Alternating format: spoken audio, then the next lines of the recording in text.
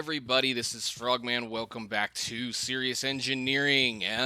Last episode we did a bit more of the explorings and the handlings of a couple of dungeons and things like that, and ended up killing a couple of the other, or I should say, at least one of the other bosses in Twilight. And we're back to the reverted save after I lost all of the footage.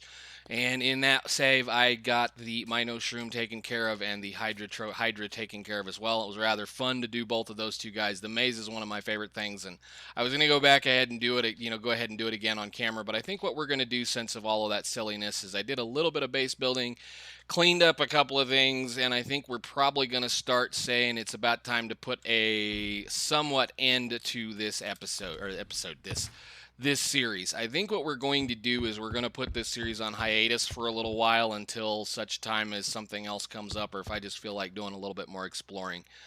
It's gotten to the point with me, especially, that there's just a few things that are starting to drive me a little crazy about it, and I know I can fix them in the settings, but I'm just going to go ahead and say it's probably about time we just go ahead and say we're done. So what we're going to do today, as far as the last episode, at least as for the series, is we're going to take a look at what I did, which is that roof. I finally put the roof on the base. I finally got the glass structure that I kind of wanted. It was a royal pain in the butt because of the fact that I didn't make this thing circular. I made it kind of octagonal. So I tried to keep that shape going up into the top, and made a whole lot of arcane stone brick, and made most of it out of arcane stone and arcane stone brick. And I was going to add some kind of a little decoration into these sides, but the way that the glass works, it just wasn't coming out the way that I wanted it, so we did just kind of a flat spot. And then I put some glass up in there, and we have a nice ceiling underneath everything that is made out of iron blocks, and there's a couple of gold blocks and some emerald blocks and a few other things up there. And if I do come back and I need to be able to actually set some filters in, the reasoning why I put those little spots right here is because of the fact that I can put the filters, the magical filters that we have, in those spots, and they will glow very nicely and collect anything that flows up through them. So this whole section up here, of course, has just been about the same. I did go ahead and add like a nice little roundy kind of squarish thing to the top of this, just to kind of, somewhat center the altar. I will learn to stop building on evens. I will eventually, one day, learn to stop building on evens. But that comes from my server time, lots of server play where you were gated by, you're basically, you built around chunks because of the fact that you were allowed so many chunks that you could chunk load, and chunks, as we all know, are 16 by 16, so you end up playing with even numbers all the time, or you do unders, so you're trying to build as much inside a chunk loaded space as you possibly can. So I guess what we can do is, we've kind of wandered through some of this. I haven't really done anything in here. I was planning on doing a bit more, but it looks like we've had an explosion or a few of the probably another rift or two kind of came in here and ate most of this building. So I one of these things, I'll probably come back and clean some of this up eventually. It's just one of those, we're going to have to let it sit for right now. We have our pneumatic craftical kind of processing oil system kind of going on over here, which I've managed to eat up almost all of the, I forget what's in this. Do I have a bucket on me? Probably not. I do. We have a bunch of gasoline left to take over that needs to get fed through this, but this is basically the process of taking the oil and turning into the various liquids through a refinery, and then dumping them through a few of these little thermoneumatic processing plants until we eventually end up with an output that is liquid plastic that we use a little bit of coal and a few things to do. And of course, anybody that's played pneumatic craft knows you need a little bit of plastic to make a lot of the parts for pneumatic craft. Pneumatic craft, we're probably going to try to find another mod pack that will allow us to spend a little bit more time. I was going to do a bunch of stuff with pneumatic craft here, and I may, again, like I said, I may just get bored and come back and play this a little bit. But for now, I think we're going to walk away from it and leave it just the way that it sits. So the big part of this mod pack, for those of you that haven't been watching, or maybe you're catching this for the first time, is the usability integration of mine colonies. And mine colonies allows you to have a village or a town that will basically grow up and you help grow up on its own, and you basically help manage it through various people. So we've got a little courier over here who's hauling things back and forth between one source and one area. This is our warehouse. This is one of the builders. This is the town hall. My lumber yard over there, and the builder hut that is here, as well as another builder hut here, or builder hut. No, warehouseman's thing. What is this thing called? Delivery man house. So this is kind of one of the many things that you have to do, but it's really kind of a neat little thing where you get to just have a village that will produce things for you. So it'll produce food. It'll even produce like the Pam's Harvest Craft food. If you teach the recipe to your cook, you will get various resources from mines, as well as lumber and crops and animals. They can ranch for you. They'll grow plants for you. You'll even have base defense with the, let's see, there's my barracks over there, and I think that's actually, this is the barracks, right? What is this thing called? Yeah, this is the barracks, and then there's a training ground over there. So it's kind of neat, kind of fun stuff to do. You get to have just kind of play around with things. It's one of the many times that I've played with mine colonies, and it's probably the first time that I've grown one this big. I think my biggest issue with mine colonies is the fact that it's just kind of still, even at this stage of the game, very player intensive. You spend a lot of time just trying to make sure they're doing what they're supposed to be doing. But it does work. You end up with a lot of nice stuff. You got some really cool things, plenty of resources. I've got a miner. Oh, I mean, holy cow, look at all of the raw beef. Oh, excuse me. There we go. A bunch of stuff just laying around. Like I said, lots and lots and lots of stuff. And that mainly comes from the various places that we're doing things at. So I've got a there's a cave underneath here, so. But we have various things going on. I believe there's a cow farmer over here, and I have a miner, and this guy is making compost for me. And how are you doing on your compost, sir? You got a little bit going on. How is this thing doing? It's nice and full. Good deal. It's a good way to getting rid of extra seeds and saplings and things. Cow farmer's over here taking care of our cows. We've got a few cows. Looks like somebody needs to come kill one of them. Moom. Over in this general area, I have a few little bitty animals to be taken care of, and I also have my power generation stuff. If you guys have not seen this, we're going to go ahead and take a quick walk through this, where we're powering the base using steam, which is pretty cool. The interesting thing about this pack, especially one of the many things, is that you have a limited amount of water, and I think we're still having problems. Yeah, we've got a few little issues going on. So the water is limited unless it's in an ocean or a river biome. So that's why this is all the way out here. There are, at least my pumps for my steam, is because of the fact that they will slowly but surely over time chew up all of the limited water. So like we're in an ocean beach. So I believe in this biome right here where it says beach, this water is limited. So if I were to pick up one of them, well, it's putting it back, and I don't think it's supposed to. Maybe a beach is also one of those biomes, but like I can't make a continuous water source out in a normal biome. Any lakes and ponds and streams that are out in a normal biome that are not a lake or a pond or a stream or whatever that are normally like that will eventually use themselves up. So we're actually doing a little bit of goofiness. Ooh, I've got quite a bit of salt. That's nice. We're taking water, running them through distillers. Distillers basically take water and turn it into distilled water and remove the impurities such as the salt.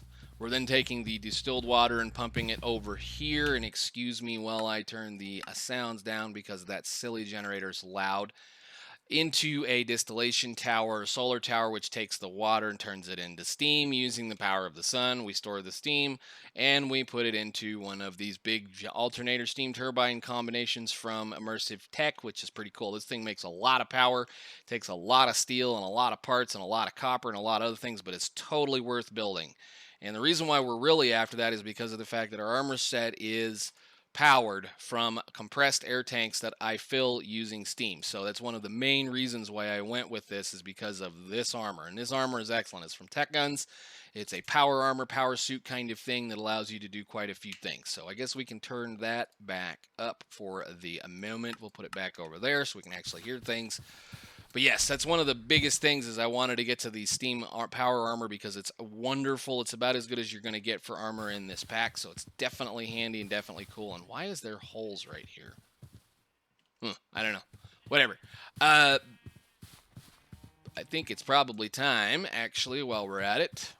Yeah, let's take a nap so that we don't get eaten by monsters. And do one of the other little things under the base, so we can kind of talk about that for a second.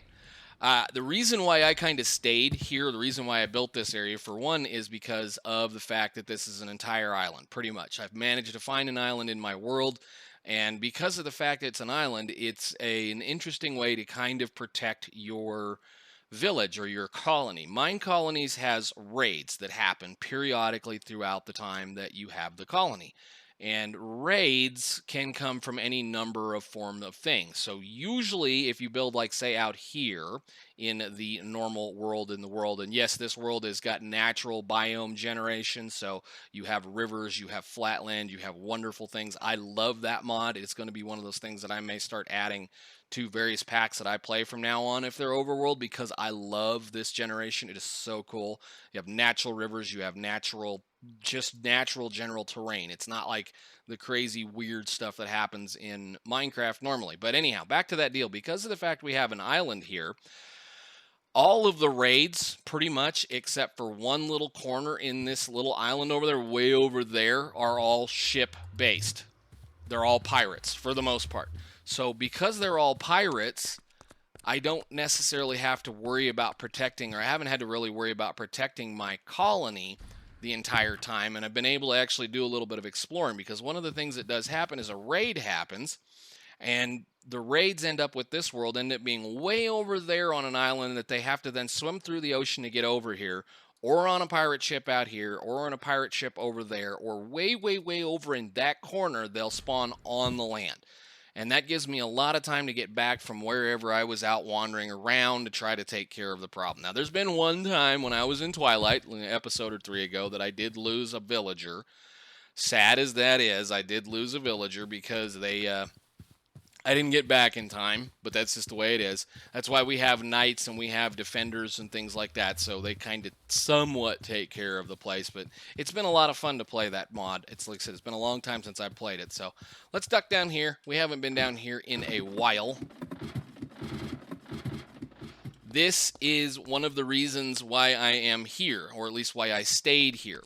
Underneath my base, if we can get it to show up, I don't know if this will work this way. Probably not. We'll have to use the mini map in the corner. Underneath my base is a roguelike dungeon, which I came through and found right off the bat. And I stayed here because of this roguelike. And the roguelike has, of course, spawners in it. And we have various levels of spawners. We got it kind of shut off right now because I really don't need what this spawner produces.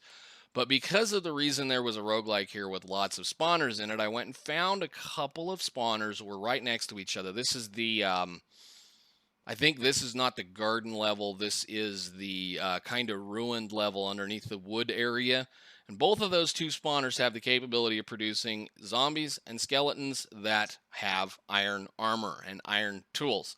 And for those of us, or for those of you that have not possibly paid, I gotta quit jumping, possibly played this pack, iron, or materials like iron and gold, this has geolysis in it. And geolysis is an interesting mod because geolysis changes the way ores and whatnot are produced. So early game iron is kind of hard to get a hold of because of the fact that the only way you're going to get early game iron early on is going to be, where is it? Right here with the iron clusters. And iron clusters are what you get when you break down an iron ore or whatever for that matter. And an iron cluster can be processed several different ways. And mainly early on in game is taking an iron cluster and making it mashing it with a crushing table so that we can get an iron chunk. Well, an iron chunk is going to get us 6 versus the smelting of that, which is going to get us 3. So you can kind of start seeing that one of these is going to be nuggets. And early on, it's trying to find a way of making a lot of materials. Well, there's a thing here, there's a recycling part in this pack where you can take anything that's currently made out of iron. So like iron chest plates for that matter, and recycle them into iron nuggets. Iron tools can be recycled into iron nuggets, iron bars, iron doors. I think trap doors can be done that way. So anything that has a metal in it can be recycled. So I immediately noticed that when I was here. So I stayed down in this general area, stayed with this little portion of the world, and made a couple of spawning systems set up so that all we do, and we'll go look at it in a second, is we keep a couple of spawners happy. This is a blaze spawner that I have just sit here. I don't have the spawner agitator aggregator on it, but that's just in case I need some blaze rods. Anyhow, the way this whole system works, or at least the way that I was getting iron and gold after I stopped tearing this thing apart, was I was using these guys, and like I said, he just delivered there. They have spawner agitators on them. The spawner agitator I got from raiding dungeons.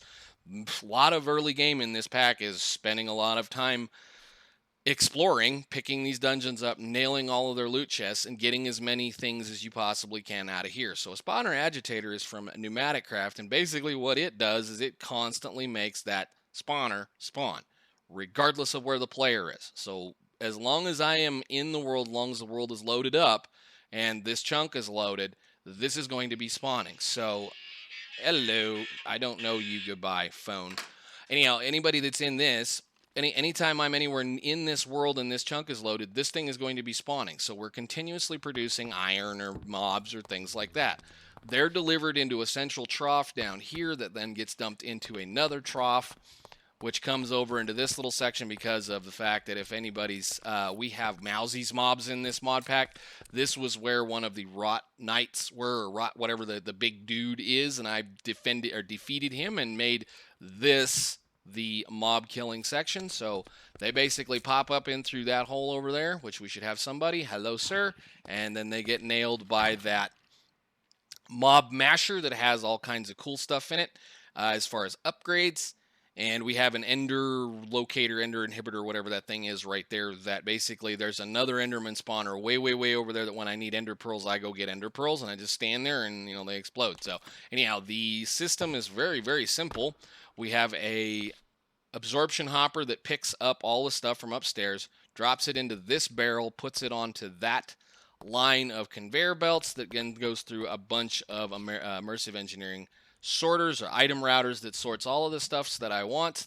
Anything metal goes into this infernal furnace. Anything that I want to keep goes into the brazier of hoarding down there that goes into my sorting system upstairs. Anything I don't want goes in that lava pile right there. So of course, how all that system works is this infernal furnace is a furnace that smelts very quickly, uses zero fuel other than the V that is in this chunk. It then outputs stuff into here, and I actually need to clear those out because I was doing some things, but we can do this. Actually, I shouldn't have done that, huh? We could have seen it actually happen. But we'll put those away. What this infernal furnace does is it smelts the items, it gets the nuggets or whatever that comes out of it. I have a arcane pattern crafter from Thaumcraft that then basically takes a 9x9. If I have the ability to do a 9x9 craft, I do have an ability to do a 9x9 craft. It then drops that into a hopper, that drops that into there, that drops that into the system. And I have a little brain in a jar here to give me all of the XP that is coming out of that thing. So long story short, yes, I know, but that's how we've been making material. So it's kind of one of the ways that I circumvented one of the other problems in this pack, which is, or I should say problems, issues, things, stuff, is the ore generation is completely revamped from the way that you would normally see it in a Minecraft world or a modded Minecraft world. There is zero, and I mean zero, ore generation underneath this area. None. There is no ores, period, under here. I mean, there's probably a couple of little random things here and there in the caves, which the caves are cool too. We'll have to go look at that in a second. But as far as the rest of it goes, part of the reason why this pack is set up the way that it is because of the fact that all of your ore generation is going to be very far spread out and in huge chunks. So let's see if I can find a waypoint. So Creeper, Blaze, Enderman, blah, blah, blah, blah, blah, common. Let's go that one. Enable you. Where are you? You're 637 meters away from here. I have stuff clear up here, found things clear up here. There's, where are those deals? There should be at least 2 or 3 things in this mesa biome over here that's almost 1,000 blocks away.